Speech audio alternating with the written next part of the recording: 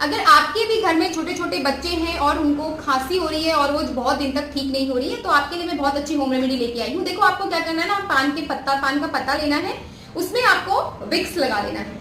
ज्यादा मत लगाना विक्स भी, क्योंकि बच्चे को ज्यादा विक्स प्रॉब्लम भी कर सकता है। थोड़ा हल्का पान के पत्ते में थोड़ा थोड़ा विक्स लगाने के बाद आपको गैस में धीमी आंच में इस पत्ते को गर्म कर लेना है। ध्यान रहे पत्ता भी ज्यादा गर्म नहीं होना चाहिए, ठीक है। तो इस तरीके से आपको 2 पत्ते लेने हैं, विक्स लगा के गैस में गर्म कर लेना है। उसके बाद एक पत्ते को आप बच्चे के हेड के ऊपर इस एरिया पे आप पत्ते को रख लीजिए। उसके बाद आप ऊपर से कैप लगा लीजिए, जिससे कि वो पत्ता गिर नहीं जाए। फिर एक पत्ते को आपको लेना है, छाती में लगा लीजिए। इस तरीके से आपको बच्चे को बहुत जल्दी आराम मिलेगा।